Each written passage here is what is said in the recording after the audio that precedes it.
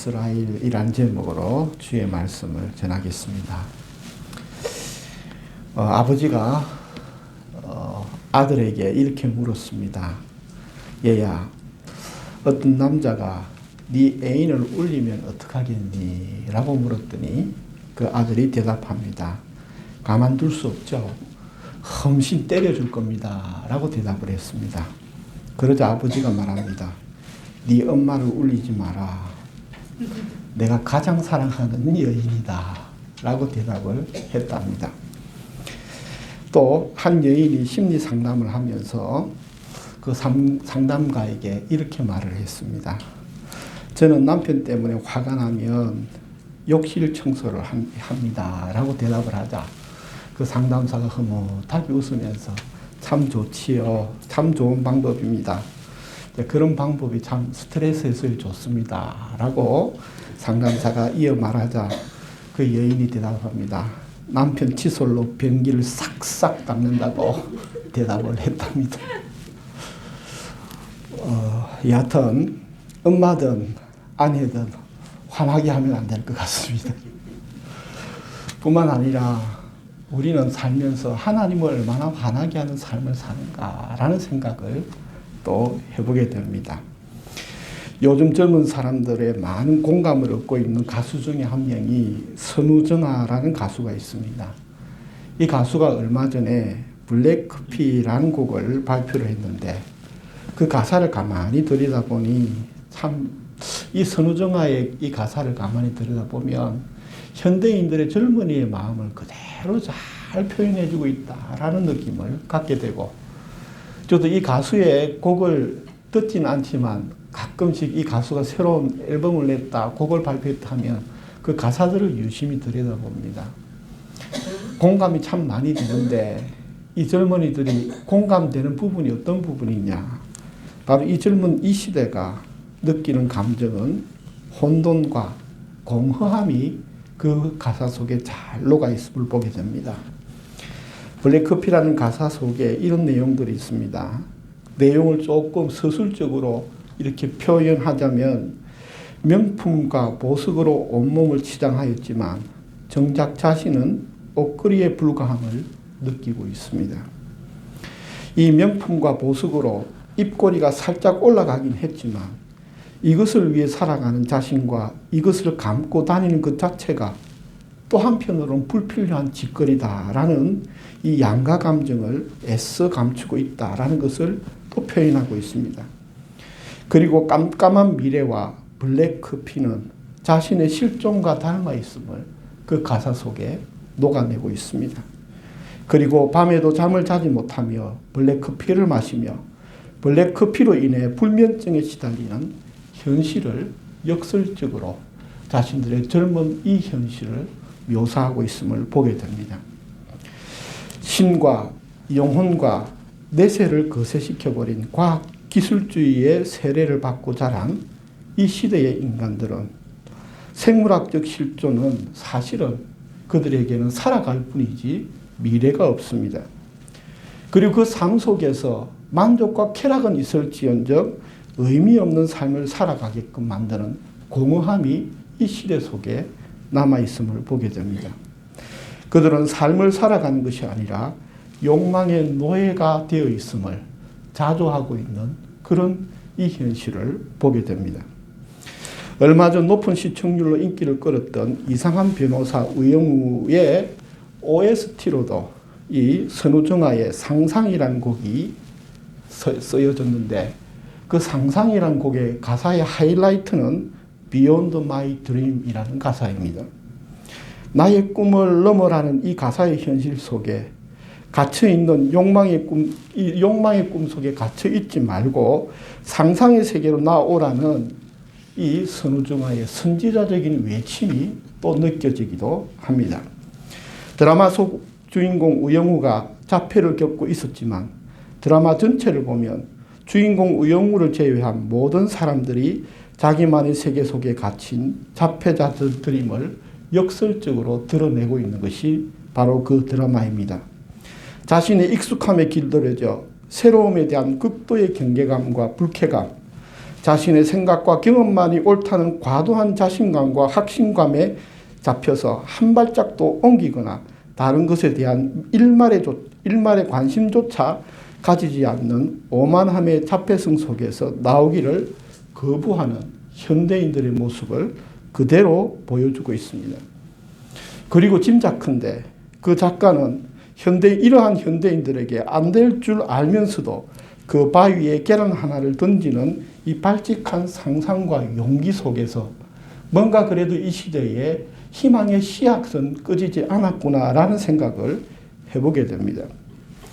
그런가 하면 요즘 참 최고의 인기를 끌고 있는 임영웅이란 가수가 또 새 노래를 발표한 것을 보았습니다. 그 노래는 알 수 없는 인생이란 제목의 가사를 보는데 이 가사를 보면서 제가 다시 한 번 더 이 임영웅이란 가수의 관심을 가지게끔 만들게 하는 호기심을 불러일으켰습니다. 그 가사의 일부는 이렇습니다. 언제쯤 사랑을 다 알까요? 언제쯤 세상을 다 알까요? 얼마나 살아봐야 알까요? 정말 그런 날이 올까요? 참 이 가사가 우리의 마음을 확 관심을 확 끌어당기는 것을 보게 됩니다. 그래서 가사를 계속 읽어가 보니 결국 그 모든 가사의 대답은 이렇습니다.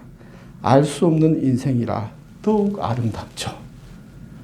참 헛웃음이 나오기도 하면서 또 맞다라는 공감을 함께 불러일으키는 것을 보게 됩니다. 사실 이 가사 마지막 결론을 보면서 저는 살짝 짜증이 나기도 했습니다. 뭔가 대단한 것 같이 시작해놓고 결국은 원점인 제자리에 한 발도 옮겨지지 않는 것을 느끼게 됩니다. 그럼에도 우리가 살아가는 이 현실 속에 우리가 느끼는 것이 이 가사 속에 함께 있다는 것을 부인할 수 없습니다. 사실 이 가사는 얼마 전에 인기를 끌었던 김연자의 아모르 파티라는 말과 동일한 말입니다. 현재를 사랑하라 라는 말입니다. 이것은 니체가 한 말인데 사실은 니체가 이 말을 한 것 자체가 뭐냐면 인생은 알 수 없는 것이다 라는 말이 의미가 담겨 있는 말이었던 것입니다. 알 수 없음은 사실 가만히 생각해 보면 우리가 답답해하는 원인이기도 하지만 또 한편으로 한 번 더 뒤집어서 보면 이 알 수 없음은 하나님께서 우리에게 주신 무한한 가능성이다라는 것을 깨닫게 됩니다. 그래서 사실은 내 마음에 들고 내 마음에 들지 않고가 중요한 것이 아니라 가만히 내게 삶을 주신 하나님의 관점으로서 우리가 겪는 하루하루의 그 삶은 사실은 하나님의 선물임을 생각해 볼 수 있습니다. 이 말씀을 쭉 묵상하면서 떠오르는 인물 하나가 있습니다. 바로 요셉이라는 인물입니다. 아브라함, 이삭, 야곱에게 이어 창세기의 마지막 족장 요셉의 이야기는 아브라함에게 주신 언약을 성취하시는 하나님의 마지막 토대를 쌓아가고 있습니다. 요셉의 이야기를 가만히 읽어보면 선우정아의 블랙커피 같은 깜깜한 눈앞과 또한 이상한 변호사 우영우와 같은 정말 상상으로만 할 수 있는 현실과 다른 전혀 괴리된 비욘드 드림과 같은 자신의 꿈을 넘어 하나님의 인도를 따라가야 하는 그 삶이 그려지고 있는 것을 보게 됩니다. 모든 것이 자신의 통제 밖에 있고 자기가 꾼 그 꿈이 정말 이 현실 속에서 이루어질 것 같은 일말의 실마리조차 보이지 않는 그 현실의 하루하루를 겪고 살아가야 하는 그 요셉의 꿈이 과연 이루어질까? 우리는 그 시작과 끝을 알기에 요셉의 꿈이 이루어졌음을 알고 있지만 그 삶을 한평생 살아가야 했던 그 요셉의 하루하루는 과연 그 마음이 어떠했을까라는 것을 생각해 보게 됩니다. 하나님이 주신 꿈을 과연 믿고 품고 살아가야 할 것인가? 과연 그렇다면 이 내가 경험하는 이 현실은 과연 그 꿈과 일치하고 연결되어 있는가라는 이 꿈과 현실의 괴리는 그의 마음을 얼마나 흔들어 놓았을까라는 생각을 우리가 해볼 수 있습니다. 그리고 만약 이루어진다 하더라도 그 자신의 꿈이 과연 이루어질 수 있을까? 언제 이루어질까? 과연 내가 이렇게 사는 것이 맞는 것일까라는 수없는 질문을 던지며 살지 않았을까라는 생각을 해보게 됩니다. 요셉은 우리에게 인생이 무엇인가를 보여주는 하나님의 선물입니다.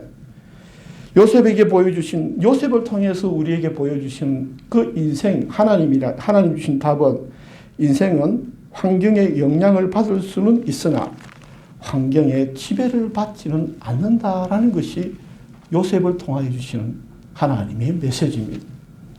우리는 주어진 이 환경 속에서 영향을 받고 살아갈 수밖에 없습니다. 그럼에도 불구하고 이 환경의 노예가 아닌 하나님의 꿈을 품고 가는 사람들은 그 환경에 지배당하지는 않는다라는 것을 발견하게 됩니다. 그러므로 주님께서는 우리에게 말씀하십니다. 너에게 주어진 그 환경에 지배당하지 말아라. 하나님을 끝까지 믿고 하나님을 쫓아가라 라고 우리에게 말씀하고 있습니다. 요셉은 인생이란 보이는 것을 쫓아 사는 것이 아니라 변함없이 하나님을 신뢰함으로 살아가야 함을 가르쳐주고 있습니다. 이 요셉이 인생을 가만히 살펴보면 그가 보이는 것을 쫓아갔다면 얼마든지 자신이 합리화시킬 수 있고 내게 주어진 현실이 이러하니 내가 여기에서 내가 이렇게 산다는 것이 하나님 뭐가 잘못됐습니까? 라고 항변할 수 있는 삶을 살았습니다.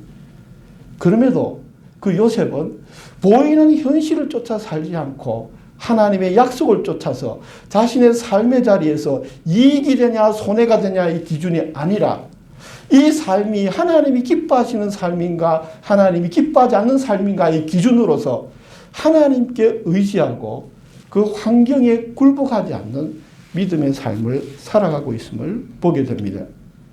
그래서 사실 요셉의 이야기는 꿈의 이야기로 시작하여 꿈의 성취로 끝나는 것 같지만 요셉을 통하여 보여주시는 하나님의 말씀은 요셉은 꿈의 결과를 신뢰하는 삶이 아니라 그의 삶의 현장 속에서 하나님을 신뢰함으로 주어진 현실 속에 변함없이 하나님을 쫓아간 삶임을 우리에게 드러내어주고 있습니다. 인생은 꿈의 성취라는 목적과 결과를 향해 항해하는 것이 아니라 변함없이 하나님과 함께 호흡을 맞추어 가는 것이 주님이 우리에게 주시는 생명과 복음을 생각해 보게 됩니다. 하나님과 함께 호흡을 맞춰 가시길 바랍니다. 현실 속에서 뒹굴지 마시고 그 주어진 현실 속에서도 하나님과 호흡을 맞춰 가십시오. 알지도 보지도 듣지도 못한 하나님의 꿈을 하나님의 방식으로 살아간다면 그 속에 하나님이 우리와 함께 하시고 결국은 하나님께서 우리에게 이루어 주시는 그 약속의 은혜를 누리게 된다라는 것입니다. 오늘 우리가 읽었던 예레미야 17장은 사실은 이 15장에서 시작된 이야기입니다. 예레미야 15장은 예레미야가 유다의 멸망을 예언합니다. 그리고 예레미야 16장은 이 유다가 바벨론의 포로로 끌려갈 것을 이야기한 후에 다시 그 포로가 이스라엘로 돌아올 것을 약속하고 있습니다. 그리고 오늘 본문이 속한 예레미야 17장은 유다의 죄와 벌에 대한 예언이 기록된 가운데 오늘 본문은 예레미야 기도의 일부분에 속합니다. 예레미야는 이렇게 시작을 합니다. 바로 이스라엘의 소망이신 여호와여, 이스라엘의 소망이신 여호와여. 여기에서 이 이스라엘의 소망이란 말이 바로 미크웨 이스라엘이라는 말입니다. 이 여호와여라는 이 이스라엘의 소망이라는 것, 그래서 여기에서 소망으로 번역된 말이 오늘 바로 미크웨라는 단어에 해당합니다. 앞으로 일어날 유다의 멸망과 포로의 귀환은 바꿀 수 없습니다. 얼마나 절망스러운 예언입니까? 사실은 이 일은 아무리 기도를 해도 유다는 망할 것입니다. 그리고 포로로 끌려갈 것입니다. 아직은 일어나지 않았지만 닥쳐올 이 예언이 우리가 아무리 예언을 해도 그 시대의 사람들 아무리 예언해도 이건 바뀌지 않습니다. 왜 그런가 하면 바로 하나님은 심은 대로 거두는 이 기본의 원리가 하나님이 승리하시는 방식이기 때문입니다. 그래서 앞으로 일어날 유다의 멸망과 포로의 귀환은 바뀌지 않지만 그러나 그 뒤에 이어서 그 끌려갔던 포로들이 다시 돌아올 것이라는 희망의 약속을 해주고 있습니다. 그러나 이 예레미야서를 가만히 자세히 더 들여다보면 이 포로의 귀환이라는 것도 하나님께서는 우리에게 염려하고 있는 모습을 보게 됩니다. 즉 유다는 자신의 욕심을 채우기 위해 약한 자들을 압제하고 고아와 가부와 나그네들을 핍박하고 속이고 유린하였습니다. 그로 인해 유다는 자신들보다 더 강자인 바벨론에 의해 똑같이 처절하게 유린당하는 것이 바로 예레미야의 예언이었던 것입니다. 오늘 본문 말씀은 이렇게 말씀하고 있습니다. 주를 버리는 자는 다 수치를 당할 것이라. 무릇 여호와를 떠나는 자는 흙에 기록되어리니 라고 말합니다. 가만히 역사를 한번 돌이켜 보십시오. 동서고금, 동양과 서양을 막론하고 힘으로 세계를 정복하고 힘으로 세계를 압제하였던 그 자들이 영원히 살았던 자들이 있습니까? 사실 그들은 힘을 믿고 살았지만 사실 그들의 힘은 결국은 또 다른 힘에 의해 멸망당하는 것을 보게 됩니다. 영원한 강자와 승자는 없다라는 것이 역사를 통해 보여주시는 하나님의 메시지이기도 합니다. 또한 자신의 힘을 믿고 힘을 과시하며 광포하게 지배하였던 모든 제국들의 군왕들 또한 자신들의 행한 대로 처절한 패배를 통해 멸망하는 것을 우리는 알고 있습니다. 주를 버리는 자, 이 말은 그 힘과 그 능력을 주신 하나님을 믿지 않고 하나님으로부터 받은 그 힘과 능력을 믿고 자기의 뜻과 고집대로 살아가는 자들이 바로 주를 버리는 자들입니다.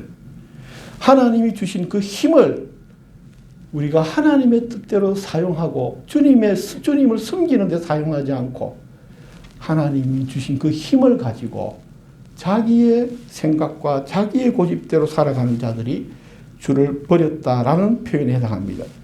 또한 여호와를 떠나는 자는 영혼이 없는 육신적 만족과 삶을 추구하는 자들을 의미합니다.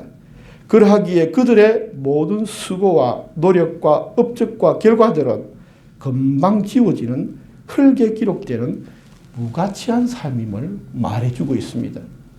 이 세상이 아무리 높고 견고한 바벨탑을 쌓았다 할지라도 그 모든 것들은 이 세상을 떠날 때에 흙에 기록된 것 같이 바람 한번 불면 그 모든 자업들이 시 사라지고 없어지는 허무한 것들임을 말해주고 있습니다.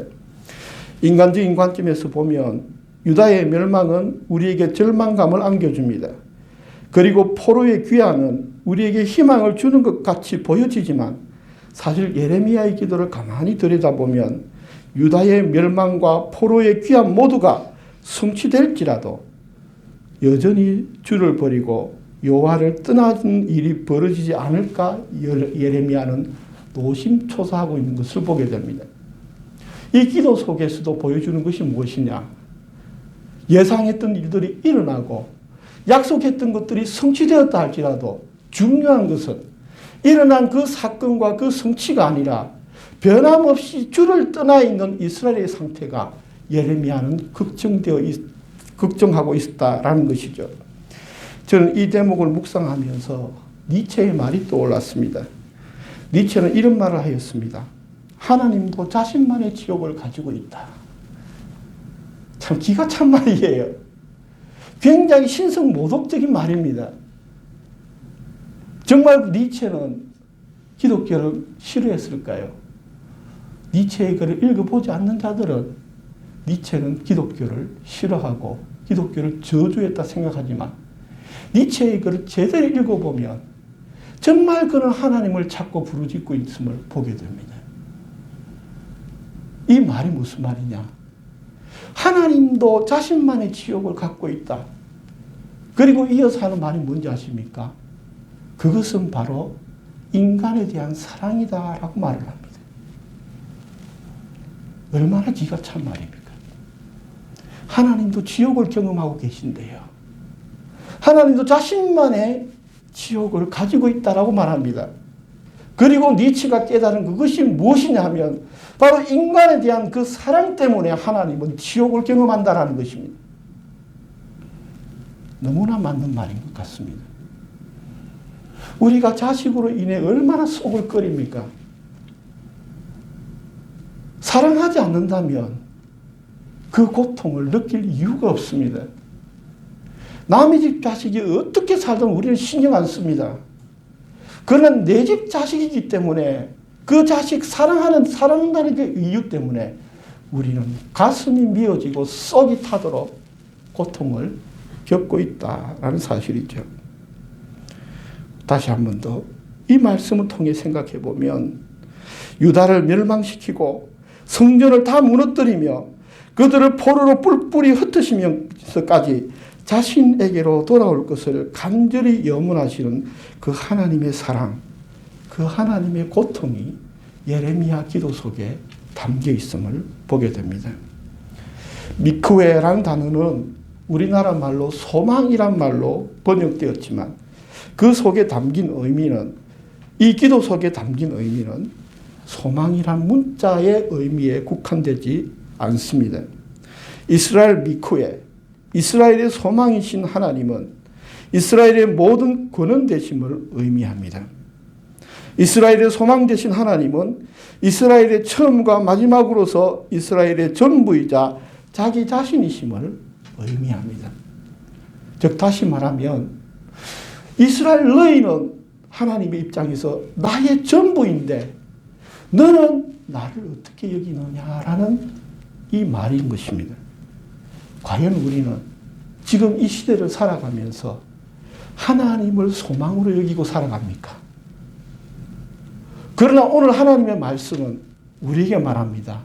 너희들은 나의 전부다라고 말을 합니다. 너희들이 나의 소망이다라고 말씀하고 있습니다.